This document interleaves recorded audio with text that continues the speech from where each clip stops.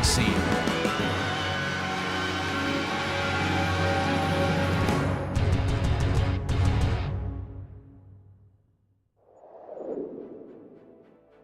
Under the shadow of Mount Fuji in Japan, the lone mountain watches over a truly magnificent racing surface that has been seen over the years, not just in motorsport, but as well for cycling and the Olympic Games. This is a track that has seen many a world title be discussed and disguised. It has also seen many a national championship be won in GT 300, GT 500, and of course the fabled 8-hour that comes along here. But a circuit that has had modern variation adapted to it will take it a little bit more old school, because IMSA Vintage is here, is live, and is brilliant for racing action that comes along from here. My name's Jake Sperry. Craig King is alongside for me today with Christian Deploy in the director's chair. He's using the cameras provided by Dougie Beard. So, to a Fuji that gives so much in terms of great racing action, if you are brand new to what this marvel of Japanese racing surface is all about, here's a little GSRC track guide for you. Welcome to Fuji International Speedway. Built right at the foot of the picturesque Mount Fuji and a mere 1.5 hour drive southwest of Tokyo, it certainly resides in a prime location. Having been around since 1967, this place is perhaps most well known for its presence in the classic video game Pole Position. However, its modern incarnation looks nothing like it did back when that game came out in 1982. At just under 3 miles, or 4.5 kilometers, its two layouts have 14 and 16 turns, which is significantly more than what it started with. Without the banking that used to be a part of the first and final corners, its most notable feature nowadays is the front stretch that covers nearly a full mile. The turns that make up the other half of the track make for quite a technical challenge. It includes everything from the long sweeper of 100R to the tight confines of hairpin, to the finicky back and forth of nets. This place hosted Formula One back in the 70s and again in the later 2000s, but it has a much stronger history hosting endurance racing. Sports cars are still a heavy staple here. That's not to say open-wheelers don't still call this place home, though. Lower-level formulas, as well as Japan's popular Super Formula, make frequent visits. From humble origins in sim racing's history to arriving 40 years later on iRacing, Fuji has been a fan favorite for a long, long time. A circuit that offers so much in terms of overtaking opportunity. You've got to keep your eyes peeled around a track that often is characterized by that long front stretch. There aren't many longer than them in the world of motorsport. But Greg, I think the more interesting fact is that this is a case of old circuit meets new circuit. You get that flowing opening sector that we've seen since opening in 1965, but from 2007 onwards, Dunlop corner turn 10 up to Panasonic at 14, that's the difference maker. And it used to be just a run up the hill, but Tilke took the track in, put a small technical section, and it's very much like Marmite. You either love it or you hate it, running up to nets at turn 13. It will usually be turn 15 around here, but we don't have the chicane at the bottom, which is also going to be another factor for the drivers, because that just increases the speed for the GTPs. They will love to attack that corner as hard as they can. GTO's really going to struggle here, because this is a track designed for what we see in modern day, Jake, with the Super GT, with the Formula cars. You have downforce for days, and if you've got a GTO, you don't have the downforce, so they're going to be struggling out here today. GTPs are going to be loving it, but of course, as it's an hour-long race, that may work against each car. But the key thing here, that turn 6, the hairpin, anything can happen at the hairpin. It is such a blind corner. Anything can happen, and it usually does when it comes to racing action in sim racing. But there are some championships to keep in focus here today, as we are 3 rounds away from the end of the season. But it's pretty much in the back pocket now for Jacob Reed. I think Aldrius Valenteus has waved the white flag on the championship, doesn't need to worry about the drop rounds anymore. And so this is just a case of how many can I get from a driver of his quality. Gabriel Martinez is third, outside shot of the championship, but it needs to be flawless from this point onwards to get it done, to see Gabri move up ahead of Jacob Reed. Christopher Lenejak is fourth with Davide Riccardi fifth. Then it's Ferran Grau and Jack Wells for Beast Racing then. The gap just 4 points between 6th and 7th. Seamus Power 4 points back of that with Brendan Lim and Laust Olsen rounding out your top 10. Over to Craig, who's been keeping a close eye on a very close GTO championship. Well, yeah, the top 5 can still win the championship, even though Andreas Schuster's 56 points behind. He's still in mathematical equation, but Jovan Hicks only has a 10-point lead to Lundberg here, with Cal Young just right behind. That's going to be very interesting. What's also interesting, the rest of the field can still get third place mathematically, but they can still battle to see who gets into stick. Look how close it is between Jungblöv, Bello, Cotasalo, Krajcik, Josephine Beckett as well. Close as you normally see in the GTOs, and that's what makes this such a fun little championship compared to the GTPs, which is usually just a 2-horse race. Normally it is, but at the moment, this is one where you don't really see one driver standing on top of the order compared to some of the others that we have. We also do need to note that for some people, this is their first time watching an IMSA Vintage race here on the Global SimRacing Channel. So this is one where you're going the hour today. It's going to be a little bit tougher. They've got an extra 20 minutes to play with. There's open setups available, so how they build the car to the way they need to is going to be critical, and there isn't a spare car available in the garage if they decide to get into an instant early. Although with this circuit being FIA Grade 1 and having run off for days, I wouldn't expect too much drama in that regard. Now, a drive-through penalty is at 17. It is a disqualification at 25, so they are going to have to tiptoe their way around on this circuit and make sure here as part of a Genesis Extreme production that they are all going to be sorted. A little look then down at this circuit that has offered so often amazing racing action, and quite often its amazing racing action has come when the rain has fallen. No such worries today around this circuit as we focus on with your championship leader in the number 1, Jacob Reed. Currently a 10th and a half, or almost 2 tenths clear of Laust Olsen for fastest time in qualifying. Probably will need this second time to work. It's just one split here today. Single split's going to cause a lot of issues for some of the drivers, but it will help when it comes to this hour-long format today. But Jacob is trying to find some time out here, and this is where you make it up here through what is normally turn 15. Of course, it's turn 13 today. Trying to push on. He's not that fast into Panasonic. You want to go wide to open up the corner, and that's what he's done. It's a real good run, and I wonder if this is going to be what he needs. Raul Roche's Guardia jumped up into second place, but that might be all for naught. Championship leader crosses the line. It's better by a staggering 4 tenths. That's the benchmark everyone needs to beat. A 120.9 could be considered a light year in some respects. Christopher Lenejak goes second on a 21.1, so that will knock Raul Rosses off the order with a pretty comfortable margin of that. In GTO, it's currently Cal Young by 4 tenths of a second. Joran van Hicks is 7th, currently at half a second adrift. Noel Lundberg's just gone second. Ferran Grau now needing this long run over towards the line. The iconic blue and white and orange that he pilots around, now making that progress over for the line. And we'll see what that's going to do. Gabri Martinez going in at 4th position, and not really too much of a jump for Ferran, but he will knock Gabri out of position and be 4th himself. Well, interestingly, in the GTOs, as we're watching Lundberg here, Cal Young, that pole position was his first lap. Came around Panasonic corner and went way too wide and started drifting a bit too early. And he had no choice but to accept that one lap.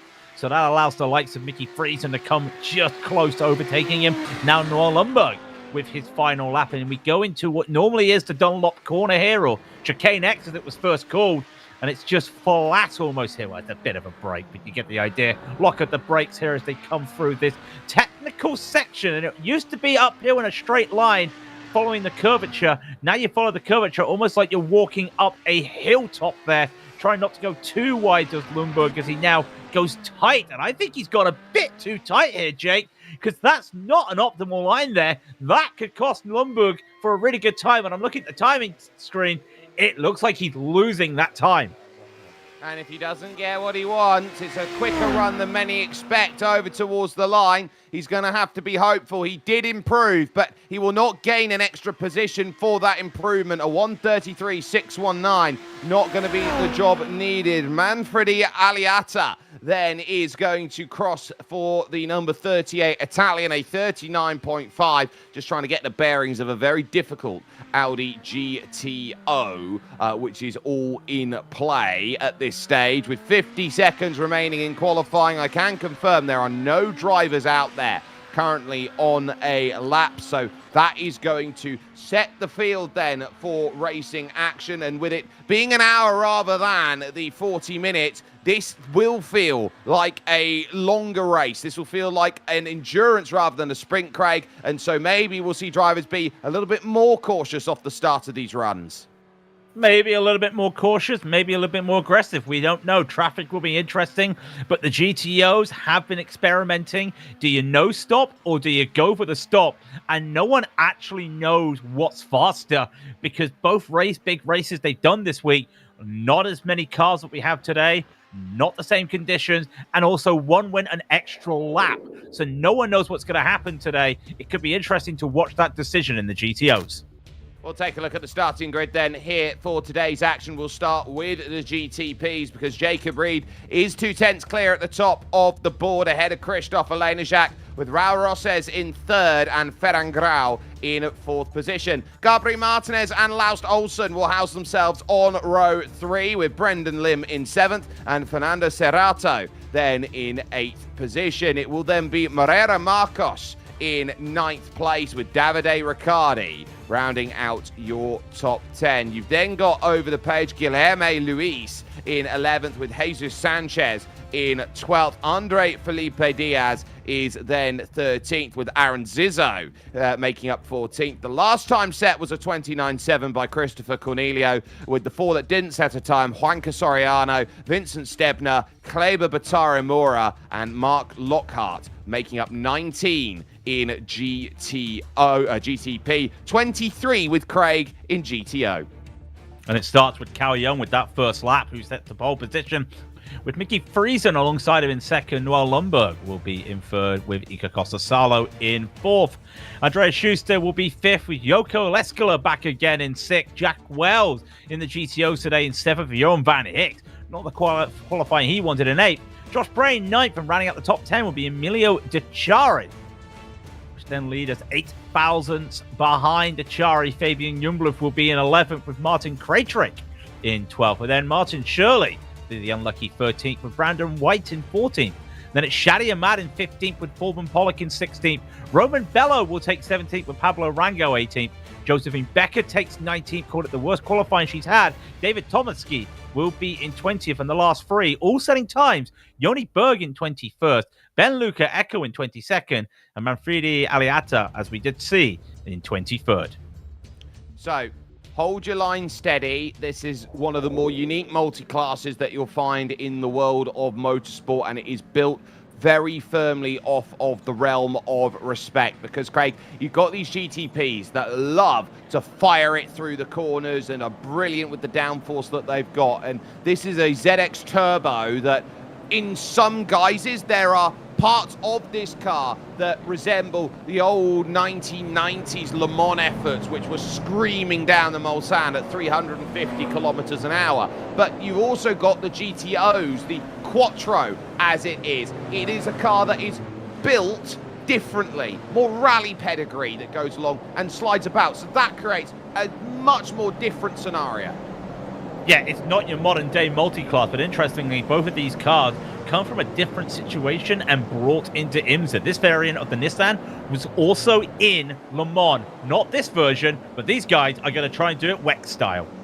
Well, as far as world endurance goes, this is going to be where you find every element the most stressful. You wait for the iRacing Porsche first safety car to dive right and down onto the lane. Jacob Reed will have the control of the field. Elena Jacques will be the one who will have to try his best to attack, and they will wait for the jump to get things steady. Jacob Reed gets a fantastic launch then off of this one. Green flag in the air and we're underway. Raul Rosses to the launch very beautifully then off of the get-go and gets the clearance. There's contact and that's going to force the car onto the grass and having to abandon ship is Laust Olsen there, who does so well to avoid everything else, and it's going to kick off immediately as well in GTOs.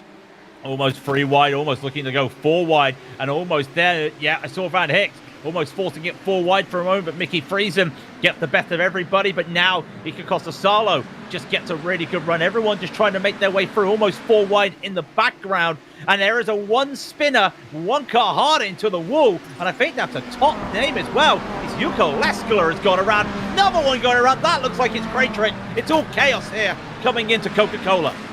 Well, everyone's got to try and leave room, but they are going to scramble everywhere they go. Fabian Youngblood, one of them. Leskala finding himself so far back with the troubles that's there. There's Joran Van Hicks, who is going to be quite happy that he's had a pretty okay start. He's been in the middle of all of it, stuck behind Andreas Schuster and in 6th position. And he'll look behind, you'll see Jack Wells is there in GTO trim. Lundberg, his main rival, second, and his rival bigger than that, I would say the arch rival, Cal Young, leading this one. Jacob Reed, 7/10 to the good. Then at the front, Guardia second, Elena Jacques third, and here's Gabriel Martinez trying to move his way up to 4th. Yeah, trying to see what he can do, and he get past it, but this straight's going to be very interesting today because you do have that speed to go and make a response, and that's what Ferran Grau is doing. A little bit of touching, a little bit of a washout there for Ferran. Holds that position. Now he wants to go on the defense. The run's better for Gabri. Can go around the outside here at Coca-Cola. Gabri tried to do it there. It almost felt like he turned in a bit too early. Loses control of the car and hard in there. And he just got a bit too aggressive to get back there, Jake, because we know there's a dip there on the curb. He could have waited and had to serve the slowdown. Davide Riccardi with nowhere to go ends up taking the brunt of all of it. Cal Young loses the race lead. Then to 1 Mr. Noel Lundberg, who makes a habit of leading races like these. He likes to dominate from the front, but with Cottasalo jumping up into second then and getting the run off the exit, I don't think you can breathe on that long main straight. It's one of the more unique straights out there in the world of motorsport, in the sense that your brakes are going to go cold. You're going to be in a position where you are trying your very best to get anything into TGR corner, turn number 1, out there on track, formerly known as Daiichi corner, which meant the first corner. So you're really trying to give yourself as many opportunities to work the main straight, the prime place to get it done. Everything up the hill here is holding on, and there you can see Davide Riccardi trying to limp back. We'll get another look. Yeah, this is the Laus Olsen moment at the start of the race. If you just see, tries to go in, and Gabri just looking to try and take a wide line to open the corner, and just not realizing that the car left. A little bit more speed and just collects to the side of Laus there. Laus with not a lot of damage, is still driving down into 12th, so he's okay at the moment. Now this is the GTO train. If you've never watched IMSA Vintage, get ready for everything right now, because these drivers are just going to be flirting. And well, how much room do you want to have? Yes. Do you just want some sunlight right now, or sunshade? Because that's a very wide line. These drivers aren't looking to make overtakes. Well, there's wide lines, and then there's what Noel's doing to try and break the tone. Now, in some respects, in some styles of racing, if you wanted to take Motorsport GB's or Motorsport UK's rules on what Noel Lundberg just did there, he would have got a warning for off-track for doing that. Yeah, and I gotta be brutally honest, I've almost protested somebody for doing something like that on a different track and got told, no, it's all fine, do not worry. So that is just the rules of the land, and they're following it to the best they can. But yeah, this is, as we look at the replay coming up right now, you're just going to see what happened here on the 4 wide at the start of the race. That's Brandon White just trying to get by.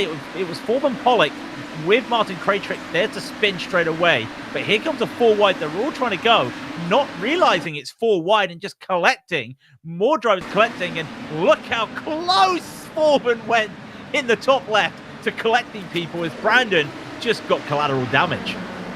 It's drift spec, that GTO. If you can keep the throttle planted down, you can get yourself out of trouble, and that's what we've seen. Van Hicks has dispatched then of Andreas Schuster, and he'll be eyeing up Mickey Friesen as the next move to get to 4th out there in class, as it's now parity broken at the front, 1.2 for Jacob Reed in GTP. But Cal Young happy to be in the tow. We go on board, moving over to the left-hand side, can follow the tow there very cleverly. Then by the likes of Noel Loomba. Oh, he's overshot it. He's outbroken himself. He was too eager on making that move that he hit the brakes too hard, and Cal Young will drop back to 6th position for his troubles. Now, we talk about margins, fine margins in championships like these. You can't afford to make those mistakes, as here goes Ben-Luca Eckel down to the inside, a little bit further back, trying to get this sorted on Brandon White, and he's going to manage it. Yeah, Brandon White gets it done. Eckel just losing out now to Roman Bello going around. But now we've had Mickey Friesen go around as well. Mickey's had a moment out there. And I do wonder, is it smoke? Is it hard? I think it's hardware failure. Mickey just went straight on. Yeah, that's a hardware failure for Mickey Friesen. He's taken a tow. That's a rare moment there as we get on board with Jack Wells. I was about to say, Cal Young lost the car, Jake, but he's still in the slipstream. Nobody knows what each driver's plans are, and we won't know until really we get to about another 10 minutes before we know who's doing the fuel save and who's just going all out and taking that pit stop. There's nothing scarier than when you try and put the throttle down, you just get nothing in return, and that's what happens. So not much you can do there for Mickey Friesen. He'll be a little bit upset. Emilio Dechari racing out of Argentina. He's really doing good at the start of this race, up to 8th position and eyeing up Jack Wells in front. They have dispatched then, or you've seen Martin Shirley making good progress up the order. So this is one where Audi SimSport are very happy with what they are getting out of this at the moment. Looking into the opening corner, you can really send one down the inside, but you've got to be aware that it's downhill out of turn 2 and 3, so an exit sometimes out of turn 1 is better, but this middle section is probably one of the greatest parts of driving here around Fuji. This 300 right, just waiting for the power to come down. Yeah, it's 100 right, then it's 300 all the way down to Dunlop Corner. It's so fun when you get this right and when you get this corner right to set yourself up for the hairpin, just because it just comes at you so quickly nowadays with the way they just reprofiled some of the track. As Dechari is a bit lucky because behind, the GTPs have started their way through and they're going to have to respect what's going to happen sooner or later, but you may see it very shortly. There they are. There's a Lesnajak trying to just catch up to Guardia. Guardia's not had a good run through the traffic at the moment. He's lost a second to Jacob Reed, and he's in danger of losing P2 to a Lesnajak. This could be a game of who's going to be second today, because I can't see anybody stopping Jacob Reed.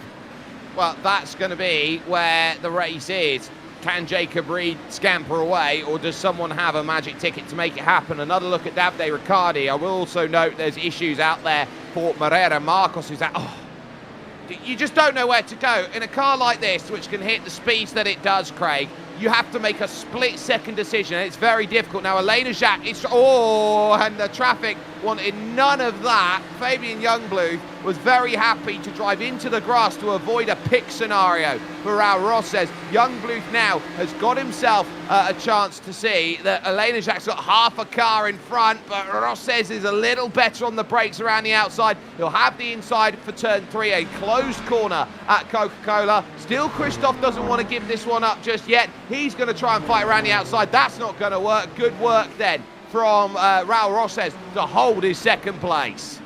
Yeah, and going around that wider line there as we're watching Soriano as well, just having a battle. Going around the outside of turn 1, kind of actually a better run around that corner just with the way it works. You've got the runoff there, and it just dips down a little bit more on the left than it does to the right there. So the inside probably weaker, trying to make the move. So really good out there. This is Soriano, not a driver we normally see in the IMSA Vintage or in this top split sometimes, but trying to hold off behind him.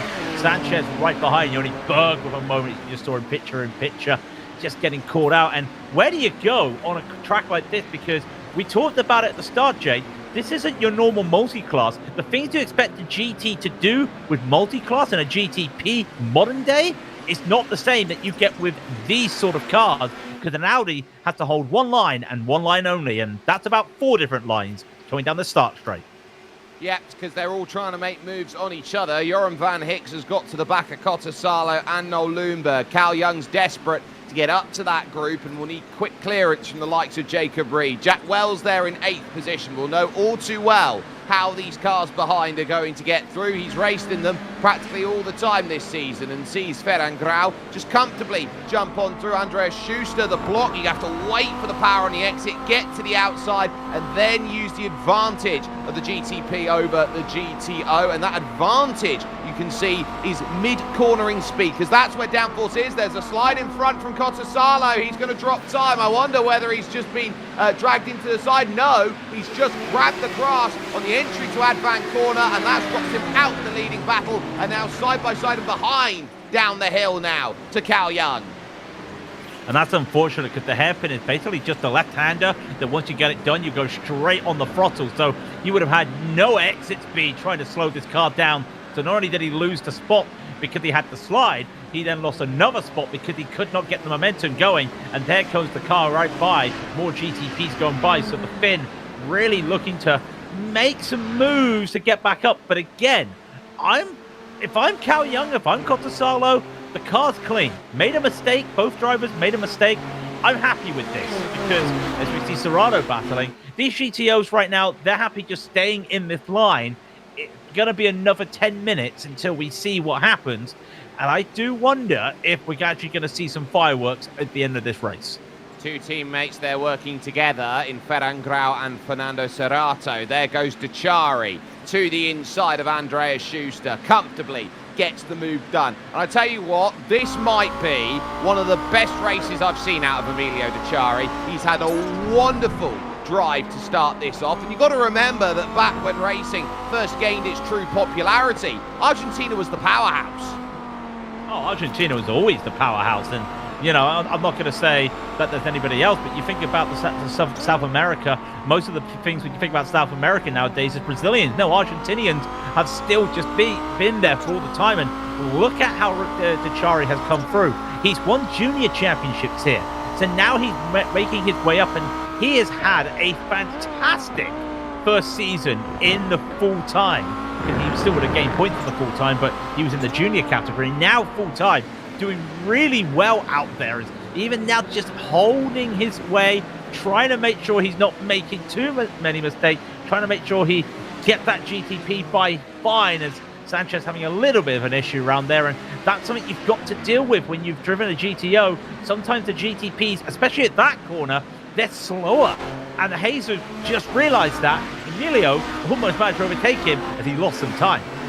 Off camber through the GR Supra corner, as it is known now around this track. It is very tough to get that section correct. And if you're anything but on the racing line, you can drop anywhere of half a second. And in multi-class category like this, it's tough. Jack Wells, that's Torben Paulik, who was spread eagle sideways at turn 3 at the start of this race. He is through now on Jack, and he is making moves up now to 8th in class. He will eye up Andreas Schuster next as the next marker point to try and get by. So it's clear at the moment that in the first 15 minutes, they are jostling for position. This is what they've got to understand, though. In 40 minutes, you've got 10 minutes to jostle and find that place and then settle into the middle of it. You've got 20 minutes or 15 minutes to settle into this race right now. And so that extra time, that extra concentration, it will ask a lot more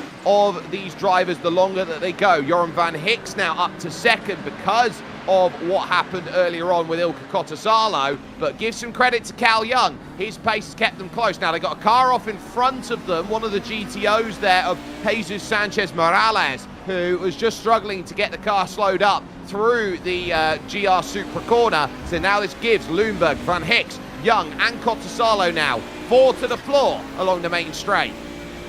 Yeah, and they've got a good gap now to Martin Shirley, who's in P5. Lets another car go by Andre Felipe Diaz. And this is going to be interesting because you'll see right now Kottasalo is just going to watch everybody just bunch up and not do anything. Van Hicks just right behind Lundberg and just enjoying it. And in fact, Lumbo goes a little bit wide, as we may just see it there. It's a little bit wide, but nobody making moves. They're happy enough to just wait, and that's not going to bring anybody in. The Chari going up, Foreman Pollock in the background had a little bit of a moment, but they're all just waiting right now, and they've still got to get through, as we watch the Foreman Pollock moment, still got to get through more GTP traffic here, Jacob. Foreman Pollock, well, just a little bit too hot into the corner. You know what we always say, you can't outbrake in a GTO.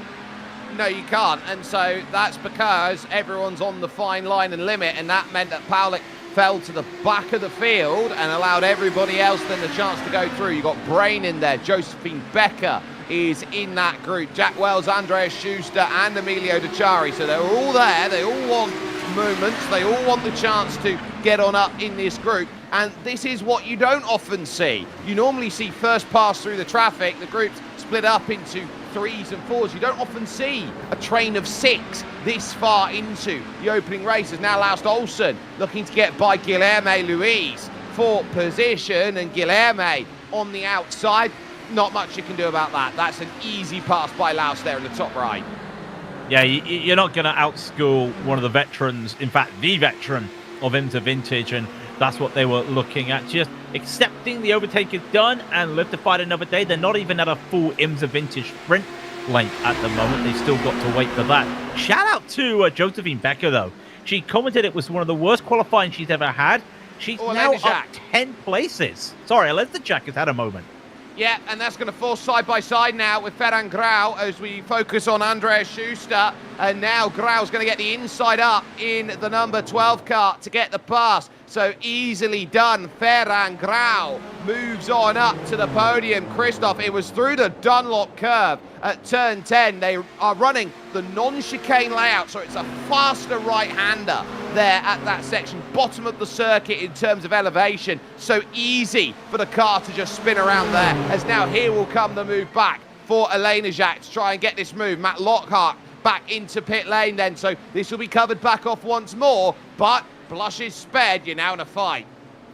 And he's got teammates behind him, and that one mistake has meant that now he's going to have to fight 2 cars that aren't fighting each other, so it's almost like it's a handicap match right now for him, but he don't need no help out there as he's going on. We're going to have a look, we'll probably have a look at this replay, because this is the issue. You're trying to carry the speed, and I think he's just dipped on the grass there. No, look at that. I've never seen a GTP fly before, but I think the British judges just gave him a 6 for the landing. I wonder if that's going to get him a gold medal in the ice skating.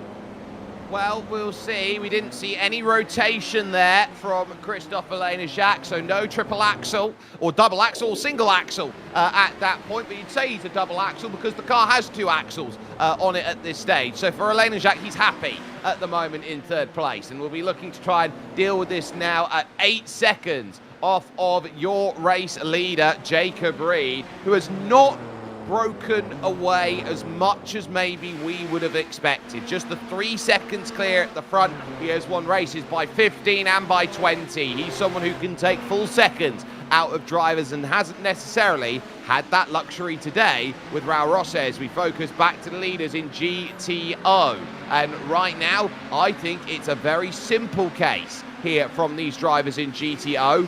Hold back, hold your ground, and know that you will have time later on in this race to get what you want. There is Cal Young, the RD Sim Sport driver, your championship leader.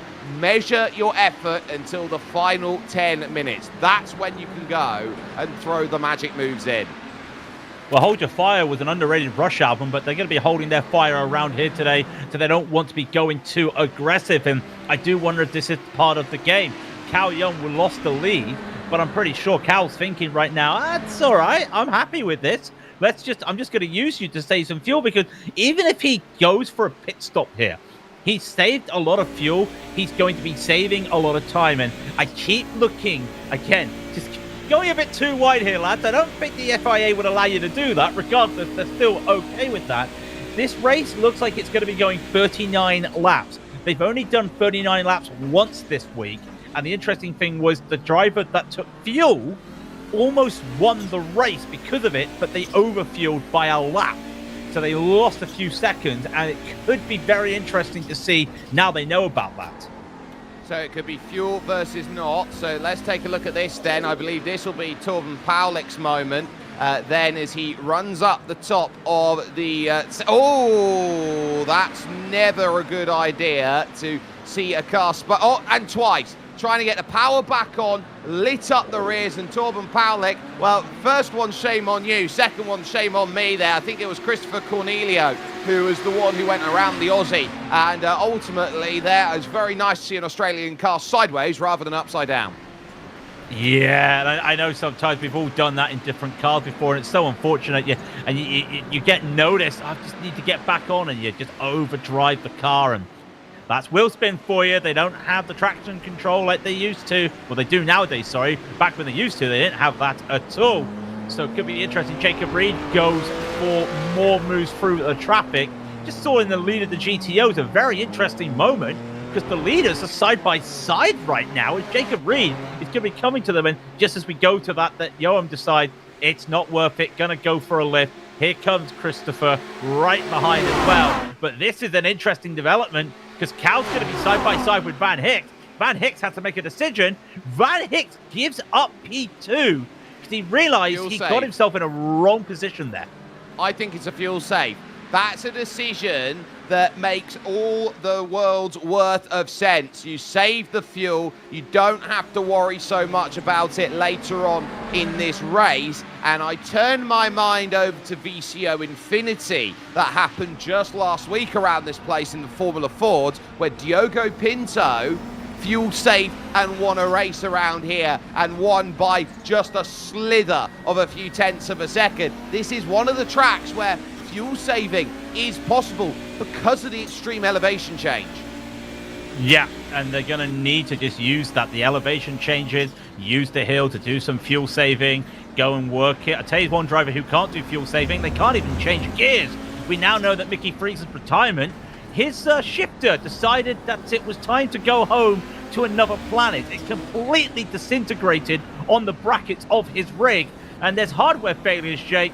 And then there's hardware failures. The bracket went, everything's still in one piece. But these drivers, they're the purest of drivers. They want to be making sure they're driving with H patterns or sequential shifters. That's what they like. It's not my immersion. It's literally the fastest way to drive these cars. Yeah, they don't want these flappy paddle nonsenses that go along that was on every supercar, hypercar in the mid-2000s to now. They want an old school feel, which is there, and they want to physically shift through the gears. Joram Van Hicks eyeing up then. Lundberg and co. Oh, watch out, Joram, down the inside. That was a little too eager by Raul Rosses, and that's what you worry about as in comes Emilio Dicciari to make a pit stop on 23 minutes. Yeah, Emilio, he's not going for the fuel save option. That moment there for Van Hicks would have been a little bit of frustration, because he knows that if he loses the slipstream, this fuel strategy is probably out of the way. Talking to people that's in the way, Josephine Becker making some moves. She manages to hold off the fight there from Leskala and give some hats off there. That's Yuko Leskala, a former champion in the GTO. Another old stalwart of the series, just tossing it out there. Not the best of runs for him today, down 5. Josephine's up 9 with a drive in. I'll tell you what, is it me or does Yuko look like he's trying to cosplay Elvis right now? It's either that, Craig, or Yuko Leskala right now is just missing the pipe out of there with the damage that he's got. He's about to tell us an old story of back in his day. It could also be Popeye as he goes around the corner right now, but that's going to be hindering him on the straight, because even though these are almost like cheese wedges, they're almost like refrigerated, you do need a little bit of aerodynamics, so that's going to hurt him on the straights, and he's going to need to keep slipstreaming with Josephine Becker, because they're trying to catch up to the back of this battle, 4 seconds ahead of them. Jack Wells with Josh Brain, with Shadi and Matt at the front there, Andreas Schuster. This is all for 6. Whatever happened there to Leskala has caused all these drivers to make some issues out there. I do wonder, we're missing a driver, of course, because Dicciari came into the pit, and that caught everybody out. So keep your eyes on the undercut there for Dicciari. Well, also keep an eye out on cars that have been down in pit lane for a very long time, and I would put Guilherme Luis in that bracket of a driver who has been down in the pits far too long. I wonder whether he's clobbered something out there on circuit that has forced the call. Whether that is just how long a pit stop is, I think that's just how long a pit stop is for some. So keep an eye out on drivers who will need to make stops and how long they're going to take in the lane, as Jack Wells happy then in his number 7 position, in 7th, holding steady. And this is what you find. Drivers like him, Josh Brain, Shadi Ahmad, you don't want to be at the front of the field. You burn more fuel at the front because you've got that pocket of air that basically punches through for you. So you get less resistance then, less air resistance as you get an easier time. It's effectively like attaching a tow rope to the back of the car in front and going, yeah, just pull me along. And interesting as well, as we keep now watching Lars Olsen battling Brendan Lim, track temp is going up here. And, well, where do you make a move here? We're going to go 4 wide for a quick moment because everyone's just decided that this is the M25 on a Monday morning and following the flow of traffic doesn't matter. As I'm pretty sure there were 6 cars there and I saw 6 different ways to take the straight. And I think it's just a little bit of gamesmanship. It's just a little bit of fun. They know at this point it does not matter. And I think we have to go into the book of peloton here, Jake, because it feels like this is a group of 4 at the front. They're not a breakaway group. They are the lead group. And the rest of the field trying to catch back up. It's going to be tough. You've got one driver on his own. It's Martin Shirley. But you work together in the GTOs and you get to the finish. That's the name of a peloton. For the GTPs, it's just all-out war. I wouldn't consider it in the sense of a conventional race. It looks more like a cobble classic, the way that group has formed. Olsen chucking it up the inside of Torben Paulik and not getting the clearance that he would necessarily want. Take the big wide line around. He gets the clearance then for GR Supra, and then Paulik can wait another day. So Brendan Lim gets reprieve in the silk-cut Jaguar livery, and so we'll realise there is more to be had later on in this race, and I will work my way to try and get back onto the rear. A little bit of weaving from Brendan Lim, and that's what you would call a little bit more than one-line deviation out there. You can see he has another little wiggle over into the middle and back. And so what you get from the FIA understanding of how much can you move on a straight, you can move once across to deviate, you can then move once back if you can't make the move, and then you can go and basically take your racing line. So any more than 2 moves by FIA standard, that won't do. But here, move as much as you like.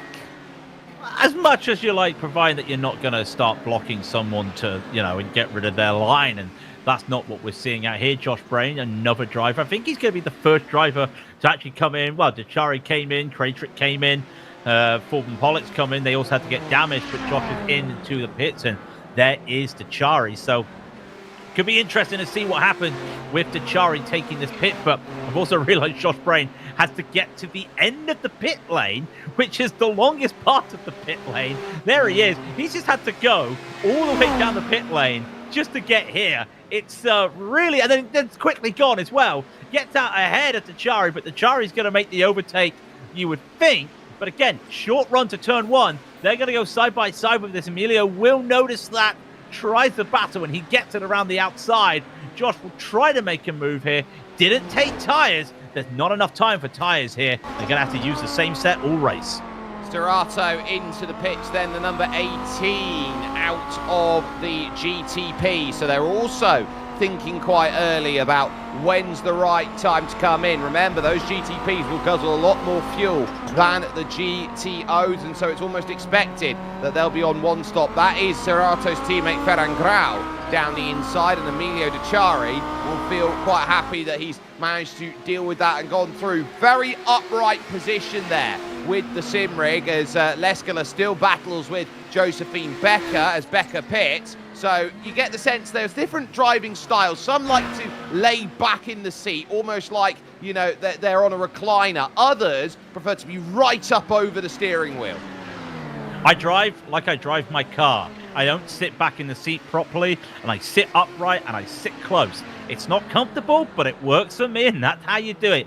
You make your own rig to how you like it, and even then, at the same time, He doesn't have some high-class DD wheel. He's got a belt-driven wheel, and he's enjoying it. He's got some belts on the seat there. That's also making sure that he keeps himself together here in one piece. And the last thing he needs to be is in pieces right now, as Josh Brain is going to overtake him. And I feel the undercut might have worked, but he needed to get past Josh, and that's not helped him right now. Now I wonder, though, if Shadi Amada, Josephine Becker come out behind them, can he work with Josh to get away from the rest of the cars behind? That's the question, isn't it? Because you can either play ball or you can't. And so you're wondering who is going to play ball and who isn't. Speaking of which, look at the damage there on the front of Torben Paulik's car. It looks rough out there for him. But Cal Young doing a lot of pushing there on Noel Lundberg along the main straight. And this is where it gets interesting in the race of Cal Young. The issues he has had, he has burnt more fuel than his rivals. He hasn't, as of yet at the halfway stage, decided, I'm going to go to a one-stop strategy, see if it sticks for me. He has very much sat down and said, I'm going to be a pain. I'm probably going to be the first to burn my fuel, yes, but I'm still going to be a pain. But I wonder if that's going to work for him. If he needs to take a fuel stop now, now's the time to do it, because you want to make sure you've got the time to make that time back. And it's a very quick run in the pits. Cone to cone, you're looking at 40 seconds. Now, these guys at the front will be really aggressive, so if you're not going to the pits now, you have to commit to the no stopper. How's he going to do that after burning the fuel? Because remember, he sped. He then got caught out by that moment that Van Hicks lifted behind, and he does get a car in front with Fernando Serrato, but it's not going to be enough for him to save some fuel. So I do wonder what's going to happen for Cal, because we know with the way Lundberg and Dan Hicks have been saving, they're on a no-stopper. Cal is the unknown factor, and in this battle of the championship, where it is important in the championship right now, this could be the deciding factor. This could be the chance that these drivers are looking at to say, I want this or I want that. I'm going to get what I need or I'm not going to get what I need in a race like this one today. Serrato, by example, who has come out of the pits, is now 1 minute and 7 off the race lead. So you're looking at about 45 to 50 seconds on a stop in GTO. Cal Young happy in that second place, but I would also look at this as interesting in the sense that Noel Lundberg is now slowly getting a march, 7/8 tenths of a second. It's not often that you see the Band of Others car just trying to break away, but as we now are on, Dechari in trouble. Oh, Dechari's had a moment out there, and that looks like right before you come up into Toyota GR, and he's done that himself. He's just gone onto the grass. Gone onto the grass when a bit too much riding the curb, losing the car there. Here's the replay. Look at it. He's already taken too wide of a line there. He's gone a bit too wide, and it's just on that grass, the rear just said, I can't do any more. Goes around and loses some time, loses all that work he did with the undercut. So unfortunate. Laust Olsen, black flag for speeding on pit lane. That will ding you an extra 40. Big moment there for Laust Olsen as well. That's not expected. And I'm going to wonder now, is that going to be it now? Because he was in that great battle. That's going to be a stop on 40, as Jake, you just said. That's a long time to wait. That's going to put him a lap down. Well, he'll be lucky to be in a top 10 battle right now. And here goes Cal into the pit. That's a surprise. I don't think it was Cal. I think that was Noel. And Noel Lundberg, who had been doing all of the donkey work on the front of the field there. And he's caught with a black flag for speeding. Has he been done late with it, or is it unsafe pit entry? I look at Noel Lundberg as he has dived into the pits. He was in between the lines, and I think he has just been done because he couldn't get what he wanted from it. It is a speeding penalty, and he's going to be there for an extra 40. Yeah, I wonder if it's... again, I'm not entirely sure. He comes across the line. He hits it, and I wonder if that is actually the entry more than that. But this is the thing that's catching drivers out. It's such a unique pit lane entry, and you would have thought the amount of times he's been driving past the pit lane entry, Jake, he would know how to take the pit entry. But it's one of those things that it's got a little bit of a curb to slow you down. I wonder if that's catching the drivers out as well. A lot of mistakes. He's gone all the way down the field. Championship implication, all about a pit lane. There are drop rounds. He may have to go into the bank and use one here today, and that's not what you want to be doing. They are there to be used for days like today, but on a day where you're in complete control, you didn't want to go out there and start losing it in terms of where they sit. So Cal Young now back out to the front. Joran van Hicks sits in second, and the quiet figure of Ilka Kotosalo is there now in third, and that is how the net lead goes. And playing leapfrog between all of them was Raul Rosses going through. That's called taking a bit of slipstream to the nth degree. Yeah, but your joke hadn't made the cutting room floor, so everything's okay at the moment there. To give you an idea of how long, I was just looking at how long that Lundberg spent in the pit. He came out the pit lane while we were watching these guys come almost across to the start-finish line. That's how long he was in the pit. 1 minute 23 cone to cone. That's a big deal. And you take that 40 seconds away, Lundberg would only be, well, about 40 seconds behind everybody and had to try and make that time up. Pablo Rangel, the next car into the pits, and that's a car taking a very interesting line beside Lundberg. Is Kraytrick now battling, and this is not where Noel would want to be. He's going to have to find a way to make some time up here. I can't see it. No, I don't see the way that Noel Lundberg can win this race. I just wonder how far back he goes. I think he looks around at the Jack Wells group. I think he looks around maybe and sees that Josh Brain, for example, he could try and catch him by the end of the race. I think that's as far as his day will let him go right now. I don't think he's got any other choice. He's just got to go out there, drive what's in front of him and catch who he can. I can't remember who it was, but there was an F3 or an F2 driver whose pit crew told him to just go fast, and there was some expletives behind it. That's what Noel's going to have to do right now, is just drive. And even though that he may have some drop rounds left in the bank, use this, because if you get no points, that's going to affect you if you don't get another race in. So while he's getting hounded right now by Kraytrick, because Gardia took away the line there into Coca-Cola at turn 3, he needs to try and get as many points as he can.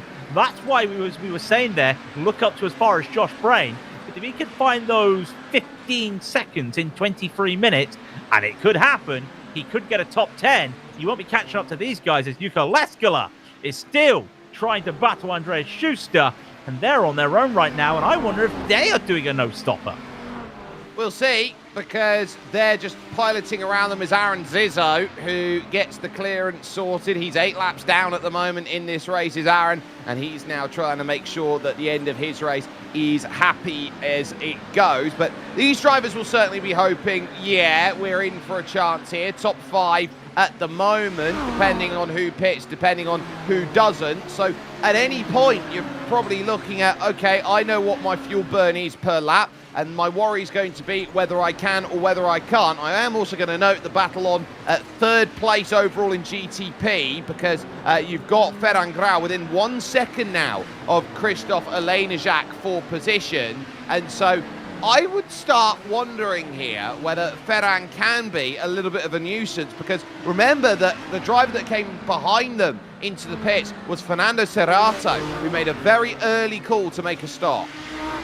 Yeah, and I wonder if the early call is going to work for him right now. You're seeing Leskala just holding on. Very damaged car in the front. I think that's Paul Pollock, or I think that is his car. Leskala's going to look to make a move right now on Schuster. And yeah, this to me is Schuster fuel saving, Leskala not fuel saving, and I wonder if that's going to come back in the end. Why would Leskala save? Why would Leskala save? I don't know. I don't know. The damage on the front. Tell me he's got, with the damage on the front, Craig, tell me he can fuel save the entire stint, yes or no? Do you want me to do it in Elvis, or do you want me to just be straight with you? Because the honest answer is no. He wouldn't have any time. Yeah, He wouldn't be able to save right there. And I'll tell you what, in a moment, we may be seeing Leskala has left the building and straight into the pit lane. Yeah, and when he gets that pits crew to fix the damage that he's got on his car, he will definitely say thank you very much for that. But at least right now, he'll know he's in 5th, and he'll know he'll be burning that tank down at 2-0. Grau then sat right behind Elenijak and will try and just lisk over across. There's a car in front of them. It's Emilio De Ciari. Can't quite make the pick, but that is perfect. That tiny bit of slipstream more, that confidence more from Elena Jack, who is lightning fast in classic mode. He finds himself the clearance needed, and that keeps him in third for now.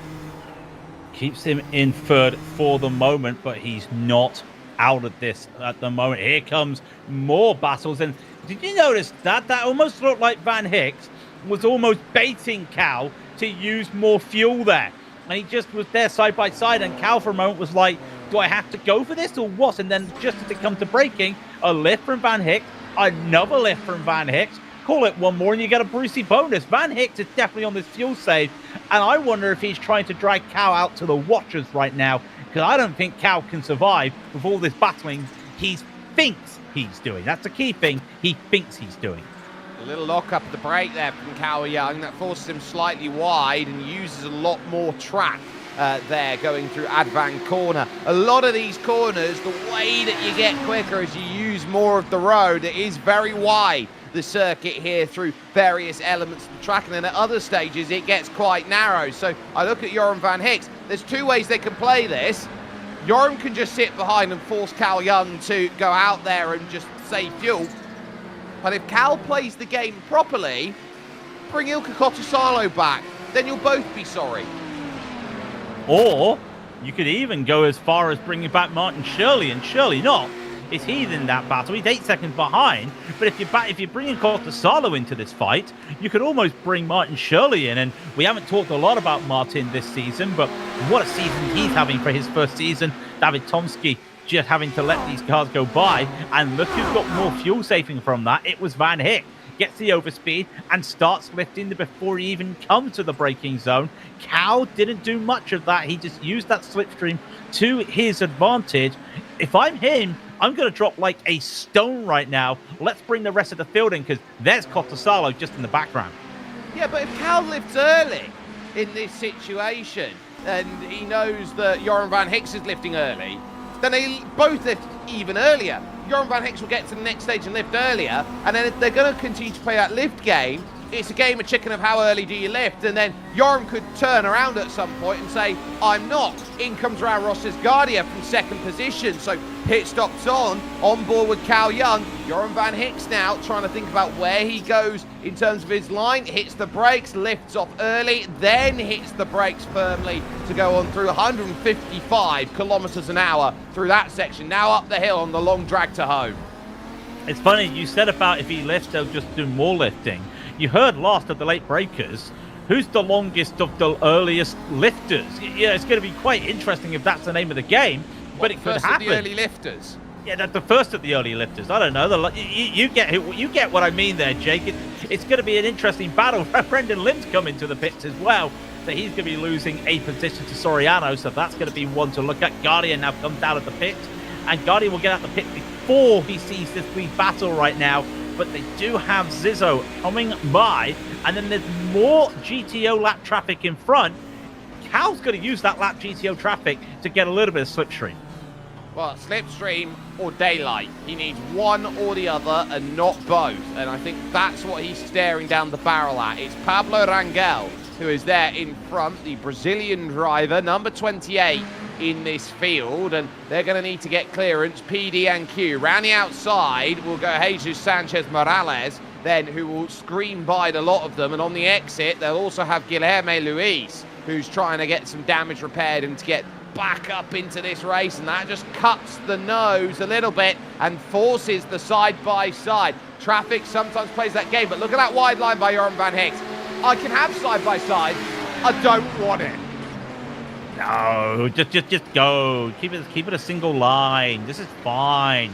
Don't need to do anything right now. Van Hicks is happy, but maybe if he gets held up by Felipe Diaz right now, trying to make that move into what normally is turn 13. But remember, we do have that corner. Car just gone off beside them. Is Brandon White, but Josh Brain. We go back to this battle. Oh, makes an overtake there on Shadi Ahmad. And these three cars, they've all pitted. They're going to the end. Josephine Becker does not want to be behind all of these cars. She wants to be in the front of this pack.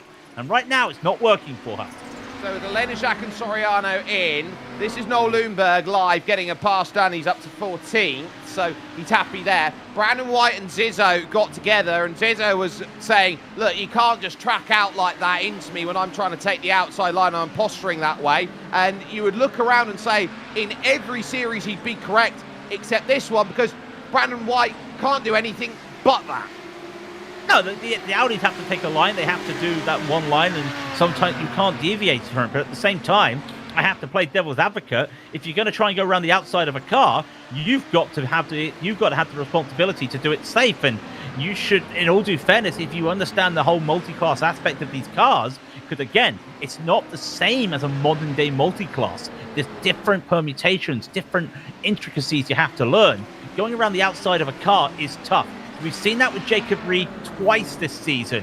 Going around the outside of GTOs has cost him victories and races. You have to be careful and you have to be safe. As Alesza Jack had a spin a lap before his in-lap, managed to get going, but he's lost a lot of time now.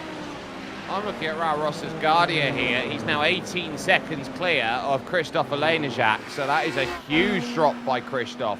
In terms of time, he will get the clearance on the likes then of Aaron Zizzo and co. And this is the has he gone around again? Has he gone around again? There, as he gets the big slide there. Or are we getting that just in slow-mo? I think that's the second time he's done it. No, I think that's the replay. Yeah, that's the replay of what he did. He took too much off the curb there and went around. I'll tell you what, I saw Laus Dolston do that once. And unfortunately, because we're not running the chicane, they put bollards up, and he hit the bollards and got the rear of his car stuck on the bollards, and he had to tow. I've seen that be dangerous for some drivers before, but Christophe, he's lost out here. That gap is now 18 seconds. Ferran Grau's got to pit, but Ferran's going to be quicker than 50 seconds. I think Christophe's lost the podium here, you know. I think Christophe's in trouble. And I think he's in deep trouble with what he's got, because he knows Sorato's only 3 seconds back of him, and he is going to be in concern. Now, Izzo's trying to go to that outside. Brandon White, the car is naturally going to open up to try and take that corner. There's not much he can do in the Ken Block-inspired car, but what... I lose patience sometimes with drivers who think that they understand the way that this racing works. I think it's really tough when you've got GTPs and GTOs that are going out there together, and everyone's trying to learn. Everyone thinks that they know the rules of engagement, but until you've driven in that GTO, you don't know how the GTO is meant to behave. So you can't really dictate as GTP. It's one of the few classes out there where you say GTO is correct until GTP makes a move that is necessary. We always say slower class be predictable, Jake, right? We always say that. And then the fastest class has to make sure they overtake safely. That still works here. That latter still works. The faster class has to overtake safely. But the Audis are predictable full stop. You don't need to have that factor right now. These cars are cars that once they take a line, that's it. They can't make an adjustment like a modern day GT3. So that's why when we always say when it comes to multi-class, drive the slower class. You could be Jacob Reed right now in one of these cars. You could be the Worcesterman in one of these fast cars. But unless you've got that expertise of how the Audi drives, you're not going to be able to understand what can be made, where they go, what happens. And usually we say the slower class, drive it to understand for multi-class. You really need it when it comes to this series. Otherwise, you really are going to have a problem out there. And that's just happened there. And it's one of those things that it's an unfortunate learning curve sometimes, Jake. To learn sometimes, you've got to do it the hard way. Yeah, you learn by experience, and if you never make a mistake in your life, you never know what mistake you're making. That is so critical for drivers in the learning development of how they deal with traffic on iRacing. Leaders coming in, though. Jacob Reed absolutely fanging. Oh, he was so sideways. And has he got it slowed down? No! He's got a speeding penalty! Are you kidding me? Fool me once, shame on you. Fool me twice, shame on me. Fool me 3 times, shame on Alex Ott in the chat. I don't know. This is big. This is big. Ferran Grau still needs to pit as well, but he had a gap of 20 seconds. Here comes Ferran. Come on. Cross your fingers. I just crossed both fingers here. Is he going to have an issue right now? Is he going to come across the line and get a black flag? He would not have heard that that's just happened. I'm keeping my eyes. It's clean for Ferran. and get the stats out, Jake. I'm going to have to find them. It's been a while since we've seen Ferenc Grau leading a race, and could it be he could win the race? He's off the jacks as Jacob Reed now. He's got to serve the time penalty before he goes, but he built a big margin up, but how big is big enough? 28 seconds it was. I reckon he's going to come out about 10 seconds behind Ferenc Grau, depending on this stop, and that's going to be huge. Raul Rosses is going to take the race lead. Remember, he pitted early in the race, did Raul Rosses, and he could be walking away to a win. I think it might be Raul's first. It could be. In fact, I've actually just had a look at it. Ferenc's never won a race either. In all the stats we've got, Ferenc Grau actually has 2 wins, I apologize. So Raul Roches Guardia has come out 17 seconds. Jacob Reed, for a man that basically had one hand on the championship, he probably still has the championship regardless. He's in 5th place right now. And Raul Roches Guardia, he looks like he's going to get it. And another penalty. He's still got the penalty. So Jacob Reed, for all of that, as he left pit lane, I wonder whether he got 2 separate penalties. One for the unsafe on speeding on entry, and the other penalty for an unsafe pit entry. That would be 2 penalties. You have to go all the way around and back in again. Well, our stats aren't up to date, but they're up to date enough to give me what I need. Raul Roches Guardia has had 1 victory on the broadcast, and it was 2024 at Interlagos. Well, that's how long it's been. It's been almost 2 years, and he's just got 9 minutes to go. Josh Brain is looking to really get some good times. Iko Costa Sala comes into the pit. That says to me, everybody at the front of this GTO field is fuel saving. These aren't fuel saving though. We've been watching Josh Brain, Shadi Ahmad and Josephine Becker for the last minute or so. Still trying to tussle and turn and slide if you're Josh Brain. And they're still going. They're fighting for pride right now. They absolutely are, and they know it all too well. Brain will be there in the middle. This is at the moment for just the outskirts of the top 10. What they're trying to get, Yuko Leskler is 25 seconds behind the leaders at the moment in 3rd, and will be trying to just work a way through. So you're starting to think, is there a chance to dive down the inside? Here goes the lunge, and for the moment, yes, down the inside. That's going to be nicely done, and it's going to sort itself out. So good move there that gets itself sorted, and so now it's a case of next one up is the key. As look out, because Becker's going to go around. Yeah, I think Josephine got a bit too close to the back of Shadi Ahmad's car there. I didn't realize Shadi was having a little bit of a slower corner there, getting checked up. So that's big. Johan Van Hicks, Cal Young, what have you got? You've got 30 seconds to the good on Leskala. I think they're going to the end. But what's interesting, there's Jacob Reed. He took to the pits. Are we going to see 38 laps or 39 laps? Because Jacob was definitely making this into 29 laps, you know what I mean. Yuko Leskala's into the pits regardless. This is big time, though. That lap time could be interesting.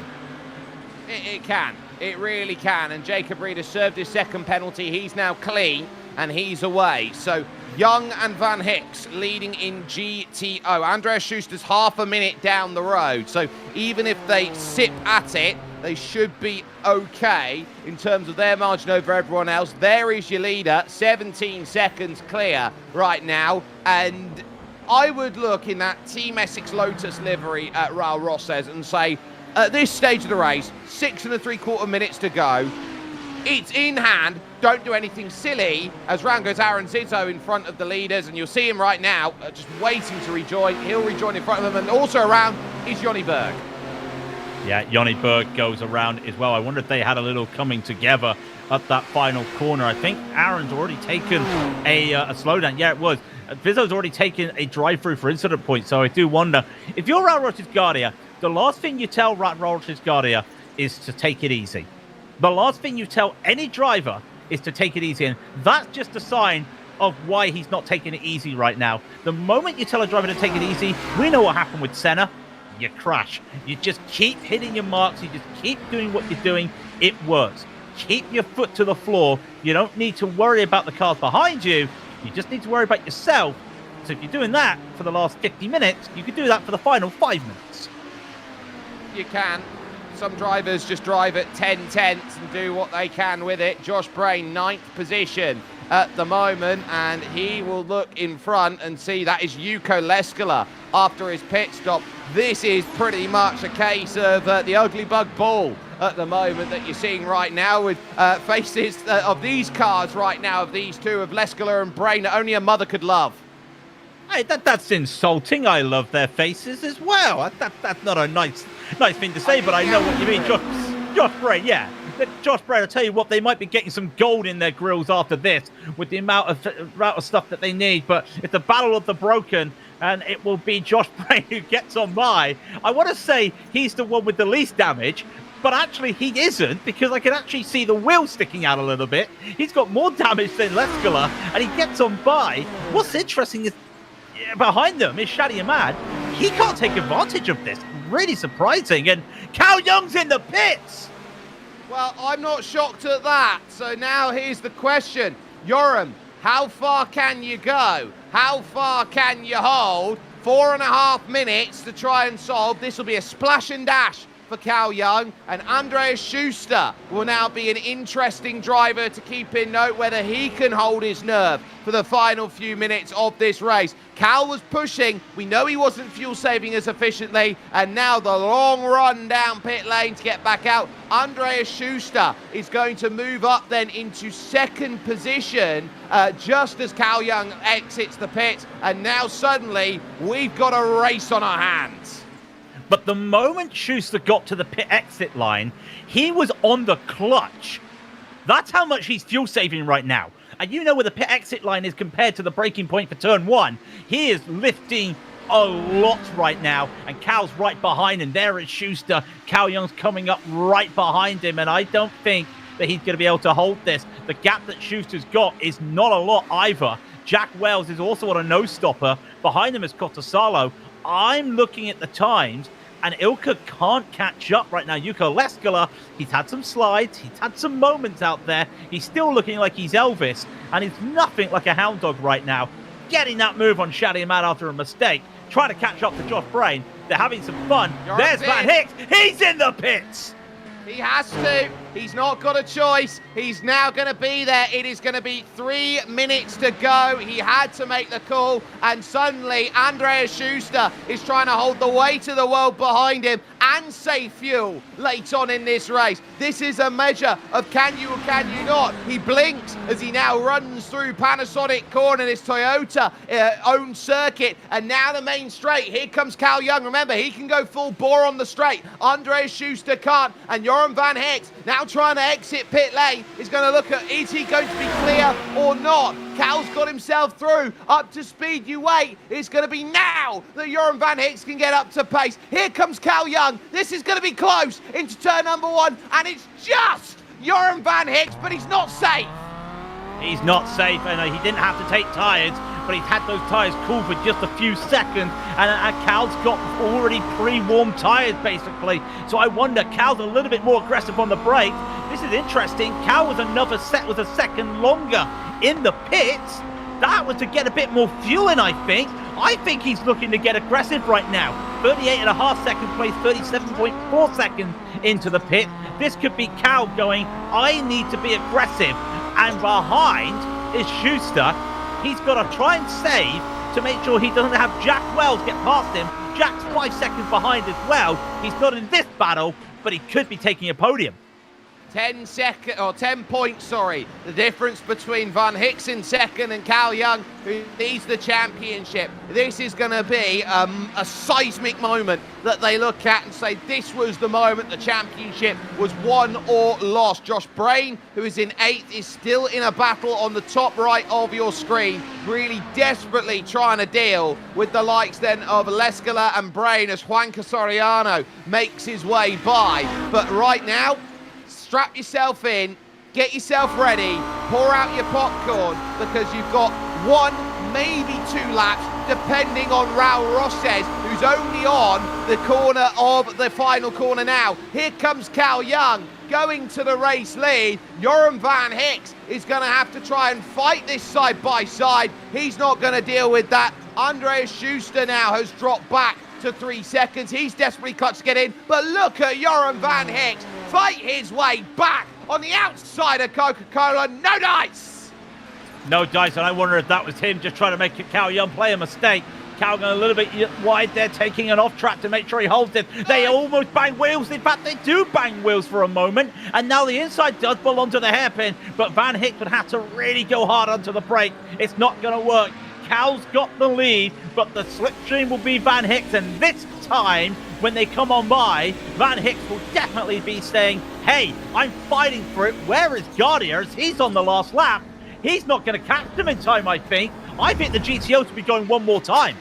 It's close. It's going to be very close, but there's a lot of traffic for Raul Rosses, and you wouldn't blame him if he didn't go aggressive on all of this to get to the line. This has been a wonderful race, and you say, above all else, I am going to be the one who deals with what's in front. He's not been the quickest today. That's fine to admit. There's a little bit of an argy-bargy moment then through the final couple of corners for Jesus Sanchez, but the day is going to belong to Raul Rosses. With the penalty that came in for Jacob Reed, you race what's in front of you. Thank you very much. A first win in 2 years for Raul Rosses. He'll come to the line. He'll take GTO. Side by side it is into turn one. Young on the outside, inside now, turns to the outside. We're going to have a treat of a showdown between these two drivers who try and bring their margin home. Outside, it will be for Cal Young. He'll have the inside for the long 100 right. And now, Joran van Hicks, he tries to pinch down on the inside.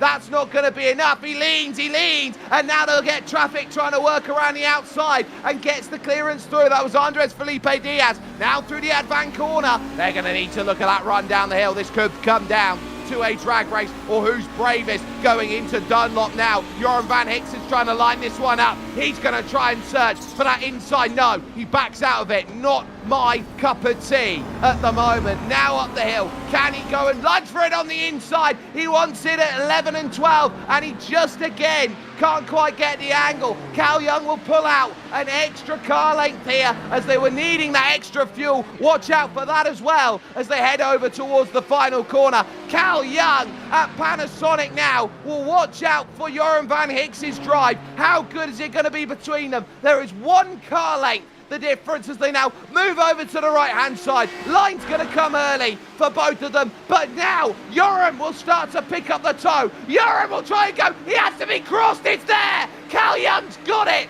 Cal Young's got it. Oh, my goodness, he had to cross him up. It ran out of road was Joran van Hicks, just a metre short. 0.040 is the gap between the two cars at the end of that race. You're not going to find a finish closer than that. In fact, the closest ever was 0.03 in IMSA Vintage. That could have been bad. Iker Costa-Salo gets the third place, though. That's how much Schuster had to do fuel saving at the end. What a battle we have seen here today around this Fuji Speedway. Raul Rosses will pick up his first win in 2 years as he wins in 1 hour and 40 seconds. He defeats Ferran Grau by 12.5 over the line as Christopher Lenejak will finish third and Fernando Serrato will be in fourth. Brendan Lim and Laus Olsen will be fifth and sixth. Olsen having a slide in the opening corner of the race with Andre Felipe Diaz in seventh. Great drive by him. And Jesus Sanchez Morales there in eighth. Jacob Reed, 2 penalties at the same incident. Ninth for him as Kleber Bataro Mora would be 2 laps down, rounding out the top 10. Finishes would also come through for Mark Lockhart and Guilherme Luis. The retirees would include the likes of Juan Casoriano. You got Moreira Marcos there. Aaron Zizzo, who got very busy out there today with everyone. You then have Vincent Stebner, Christopher Cornelio, Davide Riccardi, who was blindsided by Gabriel Martinez, the two retiring from the race early. Craig King now with GTO. Well, what a finish it was between Cal and Van Hick. They finished 1 and 2. Great move by Cal at the end there. Wasn't a block hit. He knew he had to go to the right. Iker Costasalo will get the P3 with Jack Wells in fourth because Andreas Schuster had to fuel save and had to sacrifice that last lap. So he finishes in fifth. Martin Shirley with a very quiet sixth. And then Yuko Leskala seventh with Shadi Ahmad in eighth. And Josephine Becker makes up 10 to 9th. Josh Bray finishes in 10th. And that gives us to Fabian Junglev. He started 11th. He finished 11th. Noah Lundberg will fall down to 12th after that black flag. He had a black flag as well. Only one, though. Emilio Dachari will be 13th with Martin Krajcik in 14th. Then Roman Bello will be in 15th with Pablo Rangel 16th. Brandon White had a bit of an excursion out there 17th. Yoni Berg will finish 2 laps down in 18th with Thorben Pollock in 19th. And David Tomaski will be in 20th, which leads to 3 retirees at the end. Ben Luca, Echo, Manfredi Ayata will be in 22nd. And Mickey Friesen, well, anyone got a new bracket? He might need it for his shifter. You very much might do. We do have a driver waiting for us to have a little chat. Stood by with Craig King, who has very quickly walked his way down the paddock. It's Jack Wells. Yeah, Jack Wells there as well. Jack, you were one of the only 2 drivers to no stop in the GTOs, and the gap was about 12 seconds once they took the pit. Do you think it was the fastest way out there today? Yeah, I think it was for myself. I'm not sure it was for the very top Audi guys, as they proved, obviously. There were some incidents and stuff along the way which could have swung it one way or the other, but I'm very happy with the result that I got. Yeah, start of the race, there was some 4 wides, there was some more 4 wides and more shenanigans, and then it was just a case of finding your slot in there because it's a very tough track around here, really, for racing. It's all about the fuel-saving economy. Was it just find a buddy and work with them, or were you really just looking forward to just go onto your Delta when it comes to fuel saving? Yeah, I mean, for me, I'm always lacking a little bit of pace to the front-running Audi guys. So for me, it was really key that I had someone else to fuel save with, which was Andreas. So thanks to him for being with me like the whole race, basically. I was just kind of sitting with him, lifting as and when I could, using every opportunity in traffic to fuel save as well. At the end of the day, I had a fuel calculator up to know what the number I needed to hit was. But it was touch and go, obviously, at the end there, with whether it went the extra lap. Well, 2 races left in the championship. We've seen you do both categories this season. Imola next week. Are we going to see you have another excursion here in the Audi, or are you going to go back to your GTP to finish the season? I may go back to the Audi next week. I'm undecided. We'll see how it goes with the practice in the week leading up. Sonoma, I really like in both cars as well, so both of those tracks I'd like to try my hand at both. See when it comes to Saturday, I guess. Well, almost a podium, but it was a P4 today, Jack. Up from 7th. We hope you have a great rest of your weekend, and no matter what you drive, we look forward to seeing you next week. Thanks, guys. Jack Wells there, who finishes in 4th. And Jake, I have managed to drag him out of the box. He's alongside Lars Olsen. Well, Laus, the day pretty much started as scarily as it possibly could into turn... Oh, we've just lost Lars Olsen there for a moment. Laus, a position for you where turn 1 looked to be possibly the scariest moment for you in terms of that race. Contact between yourself and Gabriel Martinez moving in, but the way you had to fight back from the positions lost to a 6th place, you couldn't have asked for much better than that, surely. No, that was quite an eventful race. I got an apology from Gabriel afterwards saying he didn't see me, so yeah, we are past that one. Then I came up to Brendan in the middle of the race and thought that the race would be with him. I think the others in front were too far away, so I didn't have any hope about catching those, but then I messed up my pit stop and got a 40-second speeding penalty, so that was it, and Brendan was gone for good. So that fight I was anticipating was never to be. But otherwise, fun race, and driving up through the field, that's always exciting also. So, yeah. You certainly take that. Now, confidence builder heading to Imola in 7 days' time. Do you feel like the way that you fought back here is going to give you something to work with then, as this becomes a case of a much different track to try and work and set up for in 7 days' time? I hope I can avoid problems at Imola, because passing, as far as I remember, is not as easy there as it is here. And then that chicane on the back straight at Imola, that's also how I don't like that one. So I'm actually scared for that one. It always gets me in some way, either slow down or spinning over the curb. So that's the one I have to work hardest at, I think, to see if I can get right.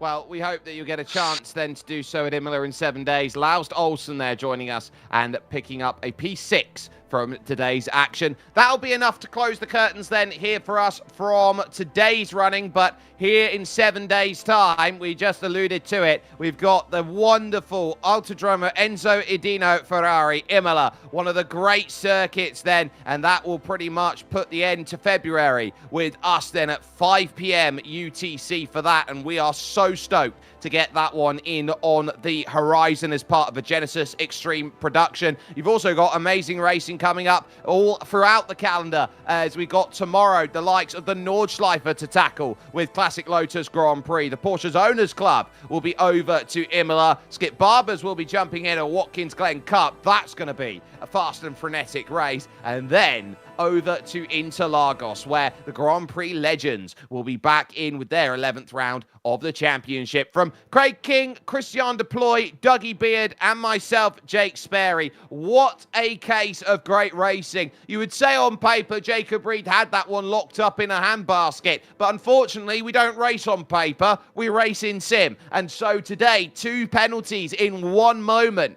cost him massively the chance to pick up victory today. That's why Raul Rosses will have a smile as wide as anything. But a masterclass on even when it's not quite worked out the way that you want it to in the early goings of the race. Keep yourself steady, keep yourself around. You never know what might come from it. Joram Van Hicks will look at today as a missed opportunity. Cal Young inches closer to the title in GTO, and we'll see you in 7 when it comes to racing action over at Imola.